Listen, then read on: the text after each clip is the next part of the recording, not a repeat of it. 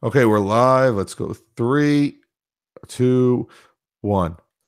Hello, everyone. Welcome to episode 172. I almost made that mistake again. 172. And we're going to just title this InThirty is now TLS or SSL if you're old school, which means we get the green lock next to our name. So you can feel good that you're watching us securely and no one else can sniff your traffic. I guess that's a good thing because soon in June, I think Chrome, whatever, 65 is going to mark us as insecure. And that would be really, really bad to be a security podcast that was, well, insecure. So go ahead, Tom. Yeah, it's been a long time coming, but the switch was finally flipped and we've finally got TLS, which is really nice. So, I mean, if you don't know, Justin manages the website. If you don't know who Justin is, go listen to way back when I used to do a podcast called InThirty, where we talked about technology. And Justin set up the website. He still hosts it. It's a WordPress site, but because it's not WordPress.com, I think it's GoDaddy. GoDaddy does not let you use Let's Encrypt. You have to buy their cert. So I've been pestering him. Hey, can you do it? Can you do it? Can you do it? And finally he said, I don't know why you keep asking me. It's already secure. So, and I said, I don't know what you're talking about. And I go to it and magically it's there. So it's a Cloudflare SSL. It's not even Let's Encrypt. It's like a legit cert. So awesome. Yeah, I'm wondering if some of these CAs are partnering with hosting providers like GoDaddy to give out free certs. Because, if you're not giving out free certs on your platform, then why use that platform, right? When you could save $10 a year or however much you're paying for, a nice signed certificate for your website by moving elsewhere. It is really annoying that if you go to one of these web hosts like Bluehost or Blue Hippo or whatever, not Blue Hippo, the other ones, they want you to use their cert. Like they'll do it for $10 a year, and you're like, my blog gets 10 hits a month.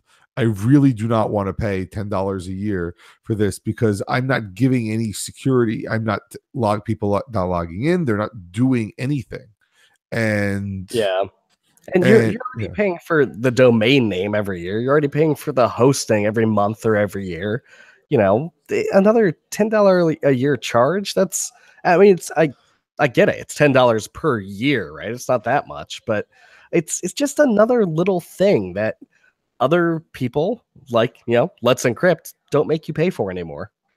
So yeah, and I'm just like, and on Heim time, it was just, you know what? I can try this. I didn't want to do it, but because Let's Encrypt was free. And again, it was just the security. It wasn't the authentication. It was just the self-signed certificate that I know that the people on there are having that TLS privacy, which at this point, if we can do it, I don't think there's any... the last bastion of the GoDaddies and the Bluehosts and all those domain hosting companies, you really need to make this free, whatever it is, whether it's Let's Encrypt, and throw all your disclaimers. This is not really secure. It's just self-signed. You can't verify. You have to do this every 90 days. Make it difficult, but at least offer that free option. Yeah. The web, really, everything should be encrypted by default, right? You're going to get... it doesn't hurt you, right? And the only reason it did hurt you in the past was maybe you can make an argument on some underpowered devices like old Nokias that would have to crunch these ciphers really hard, crunch it down and make it work properly, that it might slow down the experience browsing on something ancient. But that's just not the case for the majority of people anymore. And the other big giant downside is it had a cost associated with it, and that drives a lot of people away. Now there's no reason to. And I finally got my cron job going, so now I don't remember the last time I renewed the certificate because it just works. It automatically renews every 90 days, and it's great. So yeah, I've used Acme tool in the past for Let's Encrypt, and it's fantastic. Really easy to install, really easy to configure. It set its own cron job up, and it just takes care of itself. It was so simple and so easy to do. And now, depending on where you're hosting your site, right? If you've got a site on GitHub, for instance, that's going to be HTTPS by default. There's no option to go HTTP, which is great. I mean, you don't need an insecure site anymore.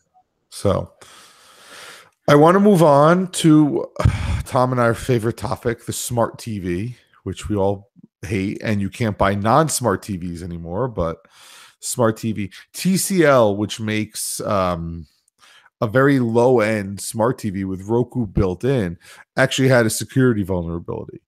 And I don't want to go too much into it, but that's basically what it is. It's this idea of a smart TV, and it was actually a highly recommended one. So TCL, instead of doing their smarts, they just partnered with Roku, which I love. I love my Roku little boxes, and they put this. And same with the Samsung ones. It's the one with the Roku built in, had some weird bug associated. Basically, it's a remote code execution, and I think it's been patched now, but the problem is that nobody connects their TV to get a firmware update.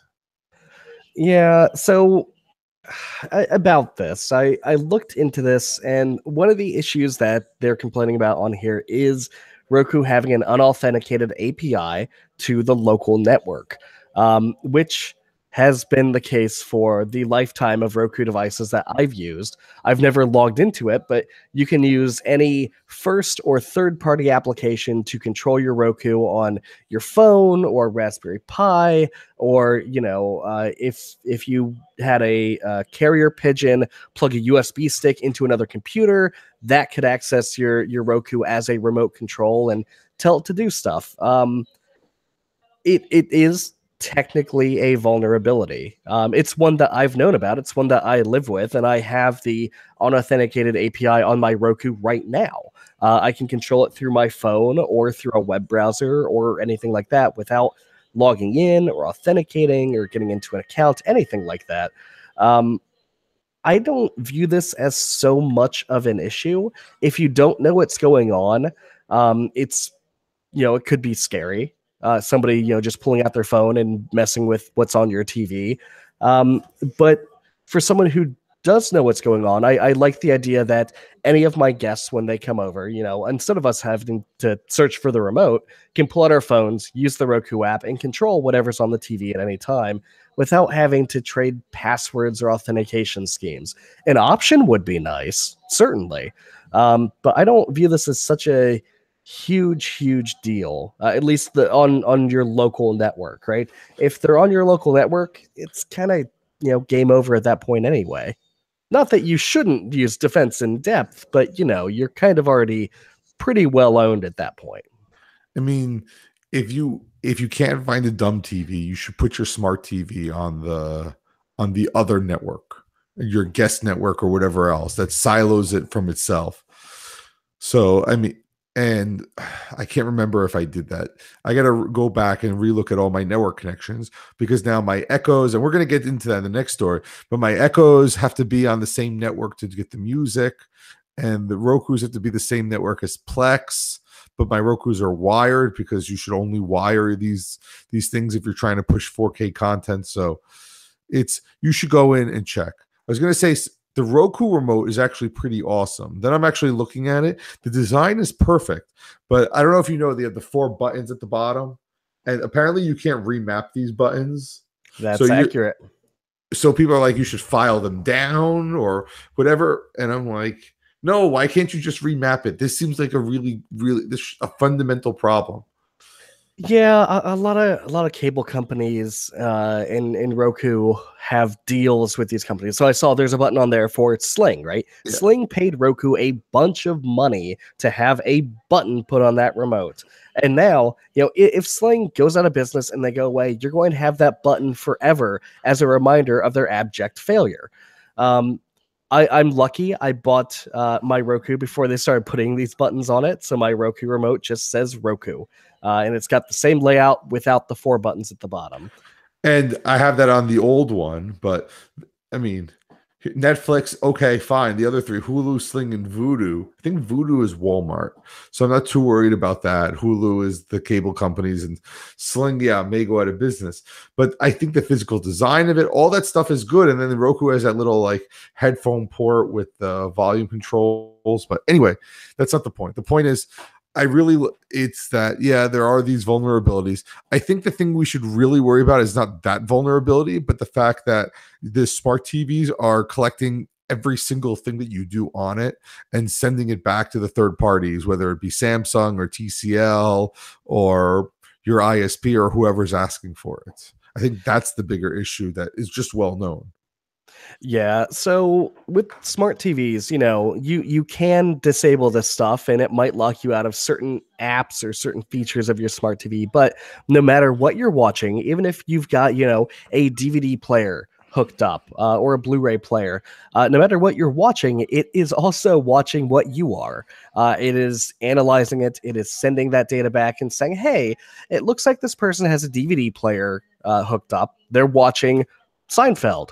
And it's sending that data back to these collection agencies that are storing all this data, kind of like Nielsen, but without you signing up or offering to be a participant, and sending this information back to advertisers. Like, hey, a bunch of people are still watching Seinfeld, so you might want to advertise some collector's editions or something, or put George Costanza in some commercials, and it's literally everything. Every commercial you watch is being analyzed, tracked, and tagged.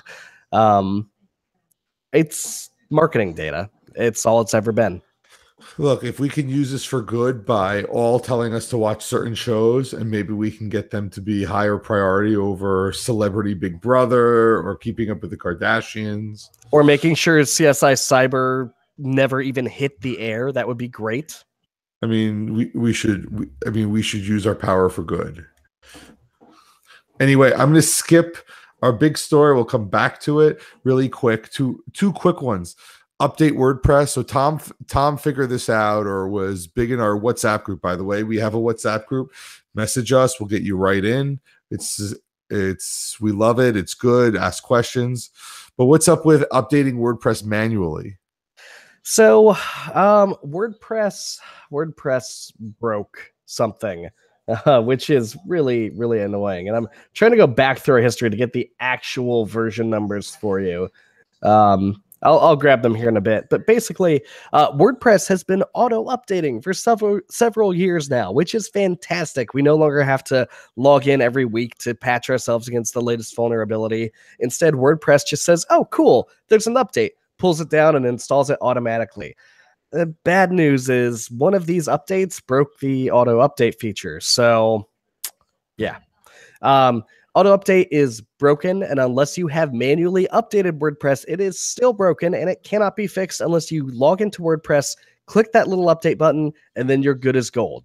Log into your WordPress site, log into your friend's WordPress site. If you know someone with a WordPress site, email them, leave a comment, tweet them, something. Just get a hold of them and say, hey, look, make sure you're using this version of WordPress because this version has broken auto updaters.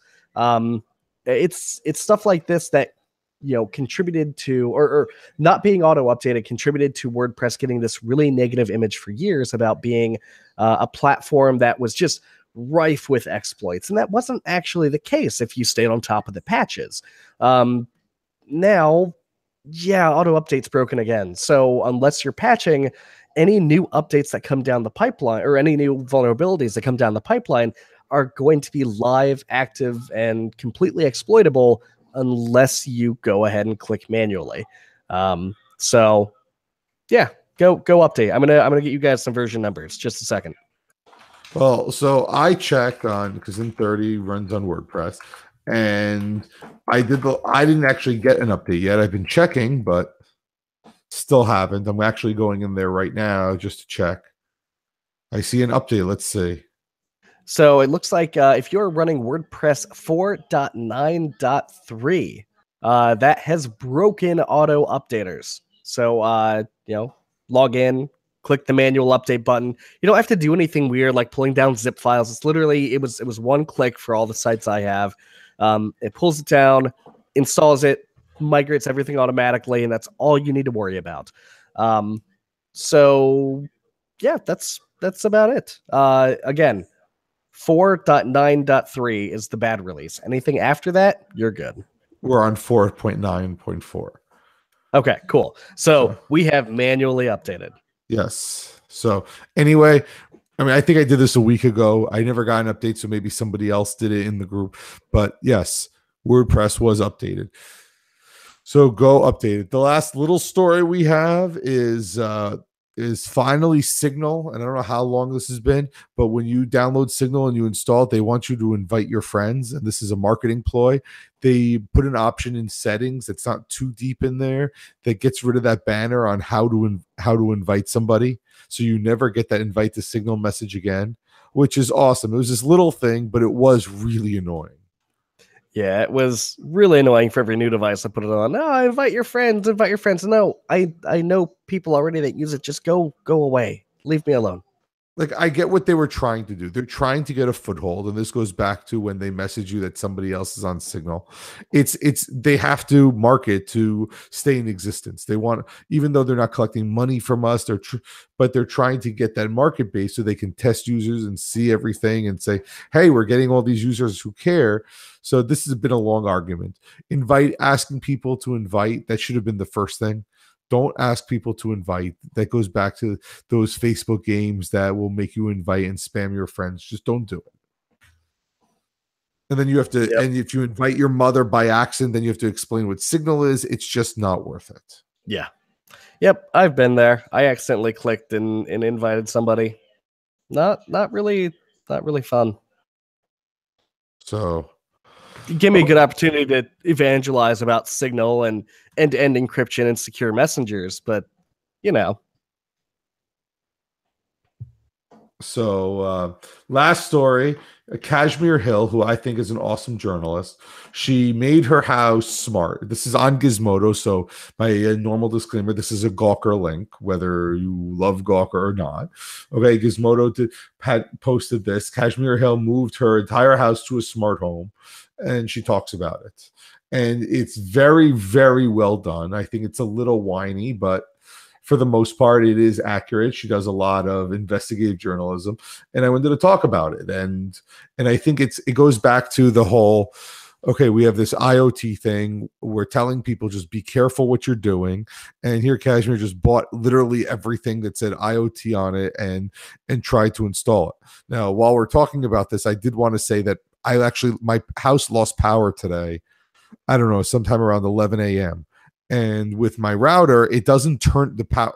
This is my fault. It doesn't turn back on when the power comes back. So the first thing I noticed was my smart things not working. So then I tried to go into the Alexa and do a drop-in, which by the way, if you've never done that, you can drop into your house while you're away and hear things. That didn't work. The cameras didn't work. Nothing worked. So I got all paranoid that somebody's like DDoSing my house so they can rob me or whatever else. No, the power went off and my router didn't reboot. Yeah, I had that issue too. I was trying to access my VPN that comes back to my house, and there was a power flash and nobody was home, and my router stayed dead because I didn't configure its BIOS properly. My router is an actual PC. Like, I built my router. And in the BIOS, when it loses power suddenly, I had it set to, just stay off. So yeah, I'm in your boat. I have a PC running pfSense doing that, and I have to go into the BIOS, which means I got to figure out how to get a monitor down there and everything else. But we don't have that many power outages, so it's not a big deal. The worst part is I got a new IP. Oh, that's the worst. Because now I have to go into my VPN certs, and one or two of them I have to. It's the first world problem. You could, I think it's afraid.org. It's a free dynamic DNS service. It's wonderful, highly recommended, running a bunch of open source software, really cool people, and pfSense supports it natively. So if you wanted a dynamic DNS service to prevent that, afraid.org. I use DuckDNS for that, but like certain things like my old made in China cameras that I keep in the garage to see if the garage door is closed, they don't do dynamic DNS for whatever. So there's that sucks. But if your IP never changes, it doesn't matter. And my Raspberry Pi VPN, the one on pfSense is dynamic, but the Raspberry Pi one is not. So for whatever reason, I have to regenerate one of them. I have to regenerate the certificate. It takes 30 seconds, but You got to It's do just something else to do. it. Yeah, it's just okay. Now it goes down my list when I need a VPN, I can't get it. So okay, so Kashmir Hill buys all this stuff and she sets it up, and she doesn't go about the security. She just sets it up. She talks about her smart coffee maker and her Christmas lights and everything else. And the big story is that it uses a lot of data, like Yeah. a surprisingly amount of data, because all these devices are just pinging and pinging and pinging. Now, because look, you see a pretty website and you say, "Ooh, this looks pretty. I'm going to buy it," not knowing it. Whereas Tom and I tell you, "Hey, look, really research the company. Just don't buy this camera because it's cheap or whatever it is. Make sure it has the integrations you want and everything else. You'll be much happier at the end." And we've been saying this. No, well, Kashmir wanted a coffee maker, so apparently goes. She bought 3 of them because one of them didn't work right. The second one only worked on Tuesdays, and then the third one she got tired with, and she just dealt with it. Yeah, I think like the biggest takeaway of this article, and I absolutely love that this was thrown in here, is that they said um I'll actually just quote the article. Ultimately, I'm not going to warn you against making everything in your home smart because of the privacy risks, although there are quite a few. I'm going to warn you against a smart home because living in it is annoying as hell. And that's totally accurate. If you just buy every off the shelf thing, hook it to the internet and expect everything to work. I mean, how many times has your phone or your computer glitched out and done something that annoys you, doesn't work right, thrown a weird error message, and applied that logic to literally everything in your home, right? How annoying would that be? That's the vast majority of the reason I don't have, hardly any smart things. I've got an Echo in the back. I've got a couple dots, and that's basically the limit of the smart things in my house. So one of the things that I realized early on was, okay, I don't want an app to control this. If it doesn't have voice activation, I do not want it. So a lot of the light bulbs, control from your phone. Well, every once in a while with my phone, I reach over and the fingerprint sensor fails or whatever it is. Now I'm groggy and I have to put in my code and do this, or tell someone, "Oh, if you want to control this light, you have to download this app." And then they just go over it and turn it off. So I wanted to make sure anything I bought had Echo. I have Echo integration throughout the entire house, so you don't need to have an app. And like we were seeing here, she was saying my 8 sleep tracker. It's a thing that goes over the mattress and tracks sleep, but like it barely works. And if it senses movement, then it turns on your coffee maker. But it didn't work with my coffee maker, so I bought a second one. And at that point, you're like, why do we need this thing that tracks our sleep all the time? I mean, that's basically what it is, just constantly pinging the internet. Yeah, and then you've got these little walled garden segments, right? Where some things will work with other products but won't work with different ones because of licensing and marketing agreements between two companies. It's a mess. It's an absolute mess. And again, and we keep on saying, look, I really think the Philips Hue lights, they're as light bulbs, they're awesome anyway.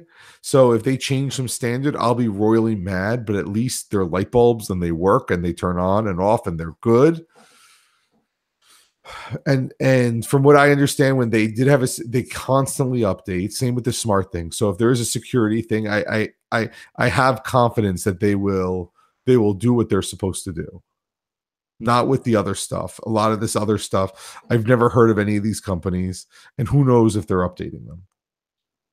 Yeah, one cool thing is I actually have graphs of number of packets over time or per day, and apparently for this coffee maker, a server on the opposite end went down, and average was not even 100 packets per day of data sent out, and when the server went down, it reached like 4,500 packets on some random Tuesday because it couldn't reach its home base.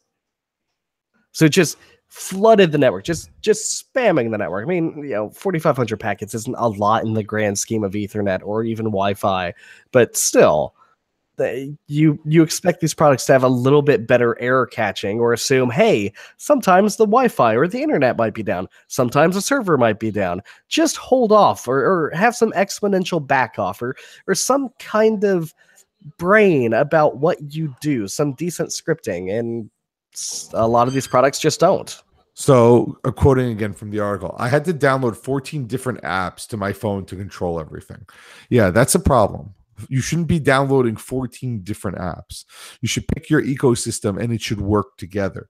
Again, it's because you're buying stuff off the shelf. You have to agree to 14 different terms of service. And then if I wanted to, and it says I would love to control it from my Echo, but I had to constantly talk to the Echo, which is a problem that we have. But the ability to say Echo turn off all lights and them all turn off, or when you're in bed to say Echo I'm cold, raise the temperature, is awesome. It's a give and take. Yeah, it's always the security versus convenience stuff. I would highly recommend reading through this article. It was well written. Not like hardcore in-depth technical data in here, but it had some good points. It had some really nice views from a just normal user, not an infosec nerd. Just if you search for the house that spied on me, you're gonna find this article. I liked it. I really did, and I think it's totally worth a read. We're gonna we'll definitely put it in the show notes. Yeah. We were going to talk about crypto mining in the browser, but I think we're going to hold off on it till next week, because if you didn't know, Chrome tomorrow, I don't know when you're listening to this, so by the time this goes live on the podcast networks, the Chrome would have been already updated, and if you get it, it's going to do their own ad blocking. And this has very good ramifications and also really bad ramifications that I really think that next week would be the right time to talk about. Yeah, absolutely. It's kind of and we'll definitely get into this more next week, but it's Google serving ads and also blocking ads. It feels kind of anti-competitive to me, but at the same time, as a user, I'm really happy about it. Even though Chrome on the desktop, I've got uBlock Origin, because why wouldn't you? It's a security measure. And on my phone, I've already switched to Firefox Mobile just so I could have uBlock Origin over there too. And yeah, by the way, Firefox on the phone, you can add add-ons. So if you want ad blocking, like really awesome uBlock Origin style ad blocking, Firefox Mobile works great. And I actually like using it a bit more than Chrome. Well, like I said, I think I'm now seeing stories about crypto mining instead of ads. Look, again, this is a topic for next week, but I think that ads are the next bastion of, we've seen this where malware comes through and crypto mining. So we definitely want to talk about that next week. Anyway, we have a few more minutes, but anyway, I'll just remind you, join the WhatsApp group if you have questions. That's the best way to ask any questions you want. We throw you in, and we have a lot of fun there. And again, if not, listen to us, do whatever. We'll talk to you next week. See you, everyone. Bye. And